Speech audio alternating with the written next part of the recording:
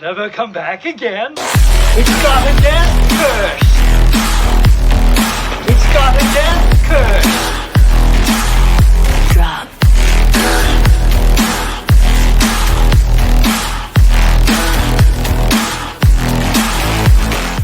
Welcome back to the Death Curse Club here on YouTube, and we have an interview with you, and I'm very excited for my guest. He started as a YouTuber. He's worked his way all the way through film, directing movies, and now his latest project, he's working on this TV show called Surviving La Llorona, which you can check out right now on Prime Video or their YouTube.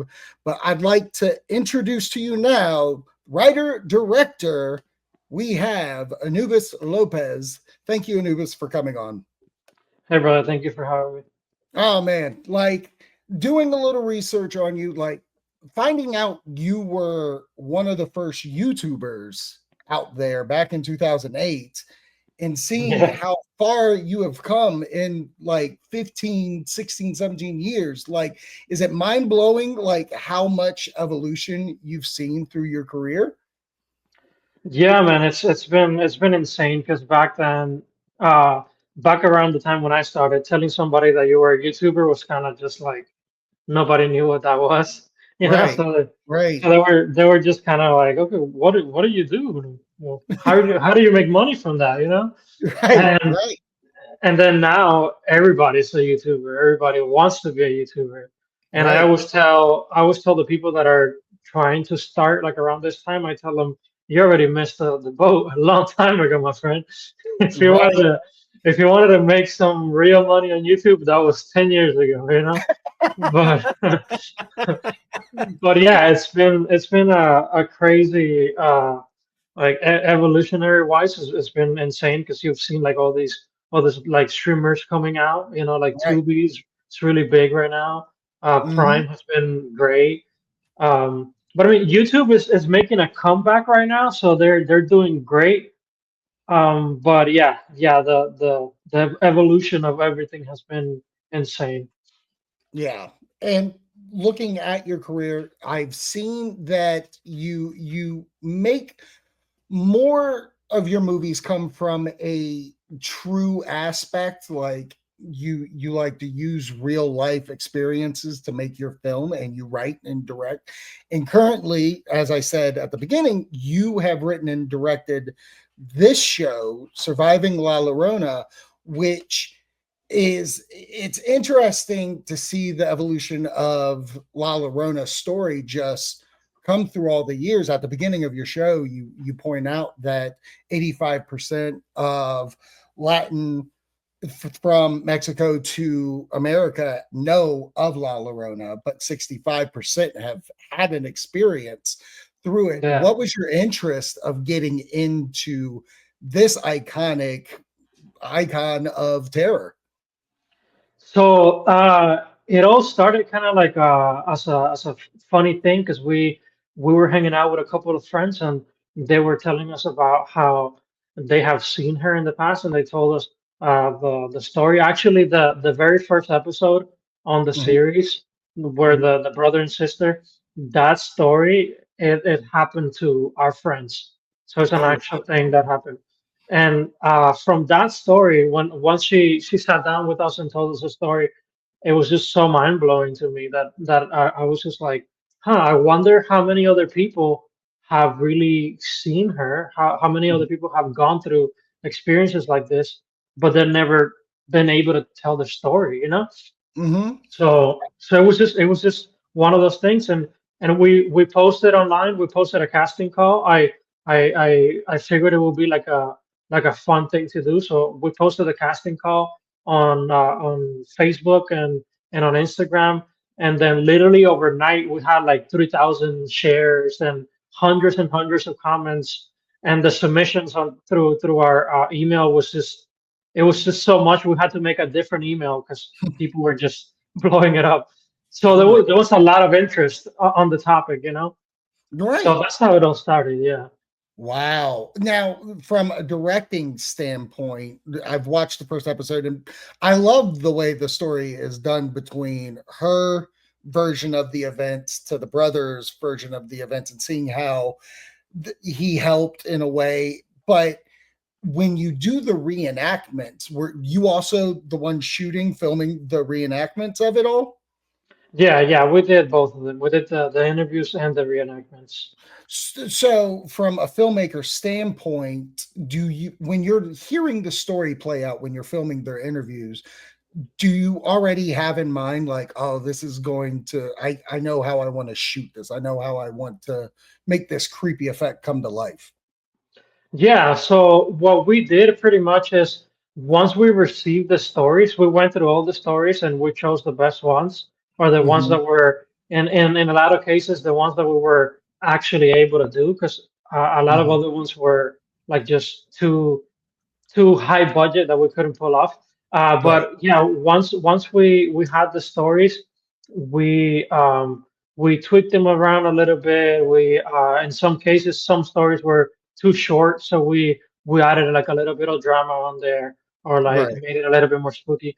But yeah, so we already had like pretty much a shot list and everything ready to go before Mm-hmm. we even interviewed the person, just so we can know how everything was gonna be shot. Because we shot all of this in 3 days. So the Oh, interviews, wow. yeah, the interviews and the reenactments, everything was shot in 3 days.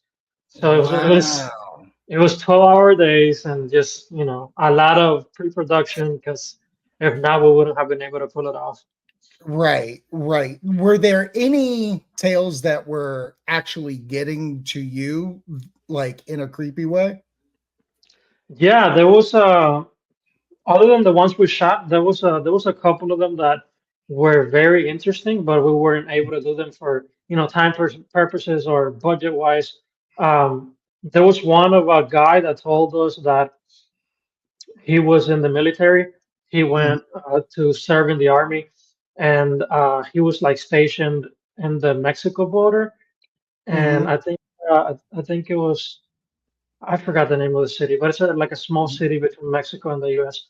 And mhm, there was a lake that was literally like 200, 300 feet behind their base, and that they would always fight between themselves, between the soldiers, because nobody wanted to take on the night shift, because mhm, of the fact that it was so well known in that area that La Llorona would come around, mhm. and that when he started there, he was just like, oh, I don't care. Like, I'll do it. Like, I'll go be night shift. Right. So he would walk around, and he was walking around the like around the lake, and he said that he saw like something coming from the lake, Mhm, and it looked like a woman, and it had like mhm, a dress on, and he says that he's never experienced that level of fear before, where mhm, being a soldier and being trained for high stress situations like this, where you're able to react and do things. mhm, He was not able to react at that point, and the spirit was like walking towards him, and he had mhm. his gun and everything, and he just wasn't able to do anything, Right. and he was just so terrified that he just like ran back inside and told everybody. And they didn't even deny it. They told him, yeah, this is the reason why nobody wants to be part of the shift at night. So, Wow. so yeah, so that Interesting. that that story, I really wanted to do that one because it would have Mhm. been so creepy. But again, it would have been a little bit too complicated with having an army base, and like Right. the Right. budget would have been too high. Do Um, you but yeah. do do you go into these interviews and filming? Do you have like, when I think of like Freddy Krueger or something like that, obviously it's a movie or something, and this being such a folk tale from the past, do you have any kind of apprehension of bringing it to life or it conjuring something that, like, I'm not trying to have this lady on my set? Yeah, I didn't think about it like too much about something happening, Mhm, but we did post a short on our Instagram about something that happened on set. mhm, We booked this house location, and that for that same the first episode, Yeah. the girl. So when she was telling her story, the house that we booked, the owners through Airbnb, they told us that the house was apparently haunted, and we Mm, had to pay extra to send somebody to do like a cleanse of the whole house and the whole right. area. Right. So they went and we did like BTS, like we showed them doing it and everything, right? Hmm. And then maybe like around I think it was like around 2:30, 3 a.m. at night, we were shooting her interview, and as she was talking out of nowhere, one of the doors to the left just like flew off its hinges. Like it just fell off, and we were like, what just happened? Like there's no possible way that this could have ever happened. Like it, Right. it had to be something like paranormal. And at Right. the same, yeah, and as it happened, everybody just felt like this sense of fear, like this weird feeling. Right. And my DP was just pretty much like, you know what, let's wrap it up. Let's just finish up and let's go. Because it was pretty much like the last shot of the night. Hmm. So the actress was so shocked, and she was scared, and she just told us, I don't know what happened, but I wanna be done with this. And Yeah. we finished it up, but that was, yeah. We always had kind of like that in the back of our heads, that it something could be awakened by all of this. And Right. that same house, it was surrounded by a lake, and I Hmm. had a PA that was close to the lake, and she told me that she was standing there just looking into the distance, because we were trying to figure out Hmm. how it looked with the lighting and everything. Hmm. And she was just standing there on her phone, and she said that she felt like somebody was trying to like push her off. Oh And at wow. that moment, there was no one around, so Hmm. you know, I Yeah. don't know. Yeah, no, that's Yeah, absolutely the answer to the question. A little too creepy. yeah. Um, the look of La Llorona is very, very creepy, very done well. Is it is it the same look in each episode, or are there differences from the stories that you've heard that you place into each one? Is there something a little different? So the funny thing about La Llorona is that I personally believe that she's kind of like a mirror of yourself. So Mm, she's not like, she doesn't just appear to everybody the same. So a lot of people see her and they feel guilt, or some other hmm, people feel fear, or some hmm, others feel sadness. hmm. So she apparently shows up to different people in different ways. However, for our episode, uh, because it was budget friendly, Hmm. and time, because of the time Only as so well, much time, right? right? We had to shoot her the same way, so she looked the Right. same throughout the whole series. We Gotcha. try to do like little different things here and there, like for the Hmm. church episode, Hmm. her face was a little darker, like she had more darkness around her face. And Hmm. then with the kids, she had like more like blood in her mouth, and she was a little bit more wet, because she was Hmm. supposed to be coming out of the lake. Right. At the church, Right. she was a little bit more dry.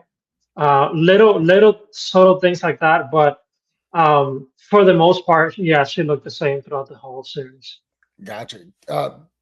Is there this does well? Are there more stories, hopefully, that you could shoot? Would this be a continuing process, like to continue the show?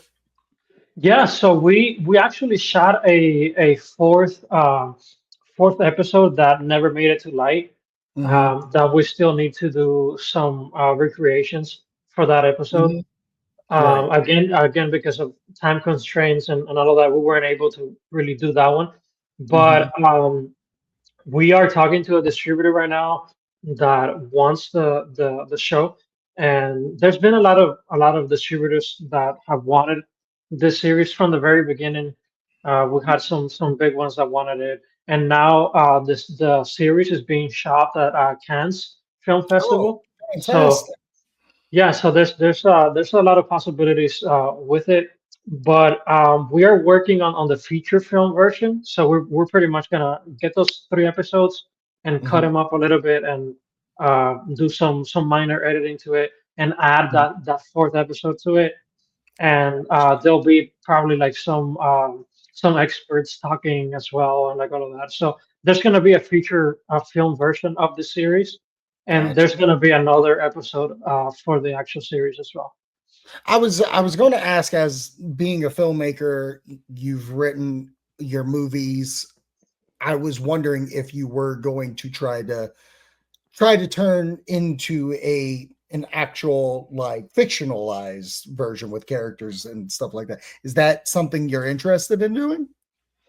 I think it would be I think it would be a little bit too costly Mhm. if we have to go that route. It might take a Right. little bit longer than 3 days. It might take, Well, a yeah, little bit. yeah, Yeah, yeah.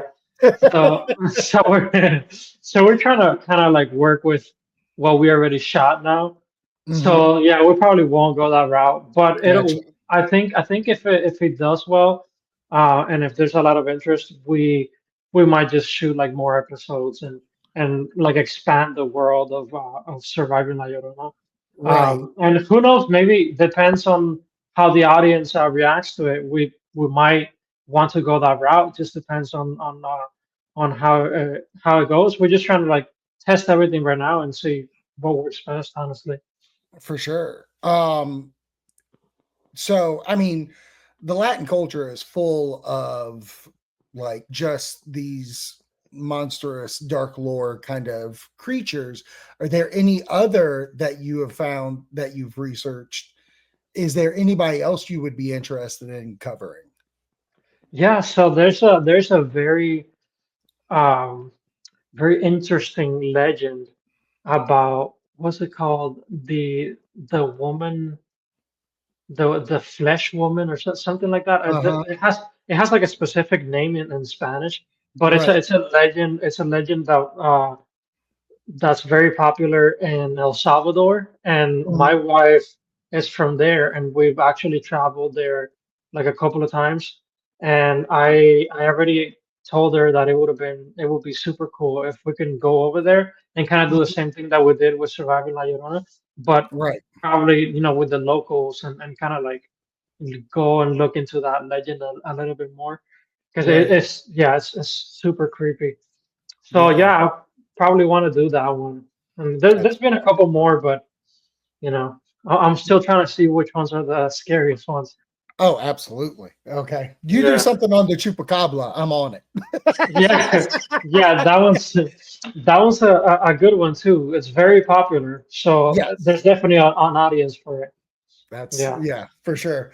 So realizing that you have Surviving La Llorona coming out, the films that you've been able to direct, and I've heard you say that you became a fan of horror movies. I just I would like to know what horror movies grabbed you as a kid, from Cuban descent coming here to America, Texas. Like what grabbed you as a horror movie? So the funny thing was that I was born and raised in a very like religious household, so Mhm. they didn't allow me to watch horror movies. Mm. So I wasn't really able to watch a lot of horror movies as a kid, but I think Mhm. as a teenager, I kind of just became more interested in them because of the fact that I wasn't supposed to watch them, you know? Right. So, Rebellious. right, you're right. So I Right. was just kind of like, okay, I'm gonna go watch this movie and that movie. I do remember as a kid when I was probably like 5 or 6, I saw this like very creepy movie on TV about like a spider, like a giant spider that was like killing people, and it Right. was like a super old movie, and that Right. movie just really messed with me. I was like, whoa, this is so scary.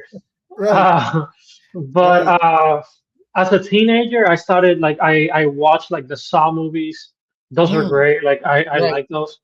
Right. Um, I'm not a big fan of gore, but if they're done for a purpose, Right. then I'm cool with it.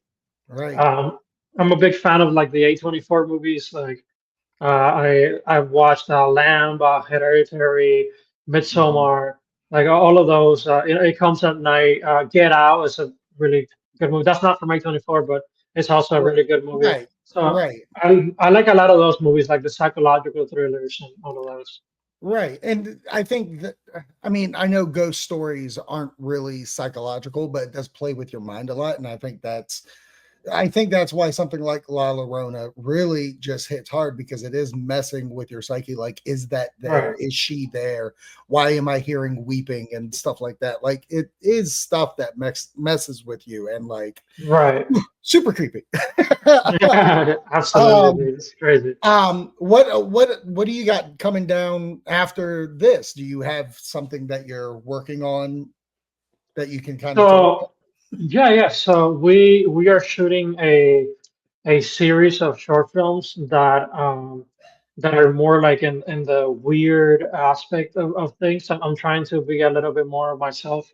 So Mhm. we're shooting a couple of short films that are I can't say much about them because Yeah, haven't done I them yet. understand. But they're very like they're psychological as well, and they're very like Oh, weird. okay. And Okay. then we're also we right now we're in the stages of pre-production for a bigger project that we're doing that's called Crooked House, and that one is based on Robert Heinlein, the writer, the science fiction writer. He did Uh-huh. Star Trek Troopers. He was the writer Yes. for that one. Yeah, Yes. so we are working with that IP. We were lucky enough to get that IP, and we're working with a producer to create a feature film off of that story. It's still in pre-production, so we're still not even pre-production. It's still in development, so we're still trying to work everything out. But it's Right. exciting, so Oh, for we're sure. just And working through that. I imagine this is through your Horror House Films production, Yes, yeah. right? Which you can follow on Instagram. They have an Instagram. Check them out. Anubis, thank you so much for coming on. This has been an awesome time to get a little bit more of the La Llorona feel, and seeing that you guys were put through the test of making this, which is why you should go on their YouTube to watch Surviving La Llorona, or go to Prime Video, which is up on right now. Is there anything else you would like to plug? Go away, please. That's pretty much it, man. I think people should, keep up with our YouTube channel. We have a lot of good stuff coming up. We've shot like a lot of shorts and a lot of like horror series and a lot of things kind of like Surviving La Llorona. So we have a good amount of things coming out. So for anybody that likes horror and enjoys this type of content, feel Yeah, free to subscribe and just keep up with it because, you'll probably enjoy it, awesome. Awesome. Thank you, Anubis, for coming on. Check Mhm. out Surviving La Llorona right now. We will talk to you soon, my friend. Thank you for having me, man.